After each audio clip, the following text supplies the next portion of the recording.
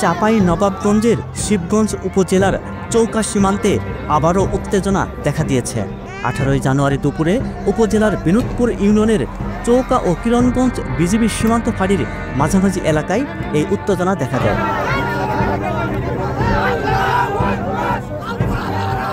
দুপুর থেকে বাংলাদেশ ও ভারতীয় সীমান্তে দুই দেশের নাগরিকেরা উপস্থিত হয়ে বিক্ষোভ করেন।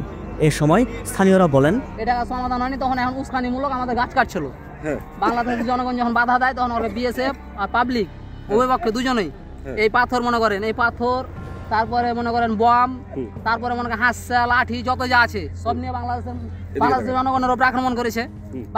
বাংলাদেশ তখন প্রতিপক্ষ মানে ধরেন যে আক্রমণ রুখতে যায়, কেউ কেউ পালিয়ে গেছে। আমাদের একটা বিজেপি ভাইয়ের লোক কেটে দিয়েছে। তারপরে মনে করেন আজ আমার তাও লোকে লেগেছে।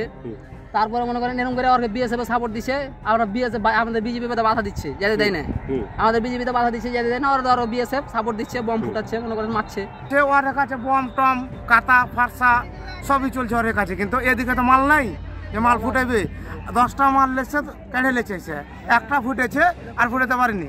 বিএসএফ এখানে করছে, আপনার টিয়ার সেল গ্যাস ছাড়ছে, তারপর আপনার যেগুলো চোখ মুখ আন্ধার লেগে যায় না ও গ্যাসগুলো ছাড়ছে। ছাড়ার পর আমার ওখানে ফেলেছে, আমি ওখানে পড়ে গেছি। বাংলাদেশের লোকের একজন চোখ আকাম হয়ে গেছে, একজনের চোখ আকাম হয়ে গেছে, বাংলাদেশের একজনের পা আপনার আকাম হয়ে গেছে, একজনকে কপিয়ে দিয়েছে। আচ্ছা, এ পর্যন্ত আমি দেখেছি। শস্য ভুট্টা নষ্ট করছে, আমের গাছ নষ্ট করছে, এভাবে ওরা ক্ষয়ক্ষতি করতেছে। আপনারা কি চান এখন? আমরা এটা সমাধান চাই। স্থানীয়রা অভিযোগ করেন, শনিবার সকালে ভারতের কয়েকজন নাগরিক সীমান্তের শূন্য রেখায় বাংলাদেশ অংশে এসে গাছ কাটছিলেন। এ সময় বাংলাদেশিরা বাধা দিলে উভয় পক্ষের মধ্যে বাক বিতণ্ডা হয়। এক পর্যায়ে তাদের মধ্যে দফায় দফায় ধাওয়া ও পাল্টা ধাওয়ার ঘটনা ঘটে।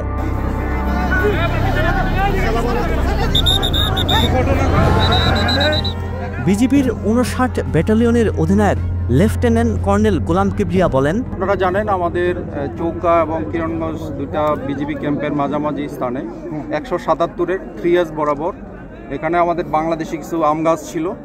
তো ভারতের নাগরিকরা আমাদের এই বাংলাদেশি আম গাছ কাটাকে নিয়ে একটা ভারতীয় নাগরিক এবং বাংলাদেশি নাগরিকের মধ্যে একটা উত্তেজনার পরিস্থিতি সৃষ্টি হয়। সেই ক্ষেত্রে দুই পক্ষ, বাংলাদেশ সাইড এবং ভারতের সাইডে দুই পক্ষ জনগণ যার যার দেশের জন্য সবাই শূন্য লাইন বরাবর সবাই দাঁড়িয়ে যায়। তো এই ব্যাপারে আমরা বিজিবির সাথে সাথে আমাদের বিজিবির জনবল বৃদ্ধি করেছি। আমরা অফিসাররা নিজেরাই গ্রাউন্ডে এসেছি। এসে আপনারা দেখেছেন যে 4:10 আমাদের বিজিবি ব্যাটালিয়ন কমান্ডার পর্যায়ে বিএসএফের কমান্ডেন্ট এসেছিল।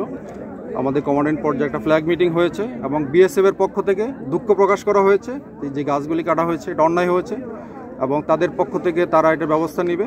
তো সুতরাং আমরাও একদম লাস্ট এটা সম্পূর্ণ বিচার না হওয়া পর্যন্ত আমরা গ্রাউন্ডে আছি এবং যেন শূন্য লাইন বাংলা কেউ অতিক্রম না করে এবং উত্তেজনা পরিবেশ প্রশমিত করার জন্য আমরা বিজিবি প্রস্তুত আছি। পাশাপাশি আমাদের বিজিবির পাশে আমাদের বাংলাদেশি জনগণ, আমাদের দেশপ্রেমিক জনগণ আমাদের সাথে আছে এবং আমাদের জনগণ আমাদের যেটা নিশ্চয়তা করলো ভবিষ্যতেও আমাদের থাকবে। এ ঘটনায় সীমান্তের উভয় পাশে অতিরিক্ত বিজিবি ও বিএসএফ মোতায়েন করা হয়েছে।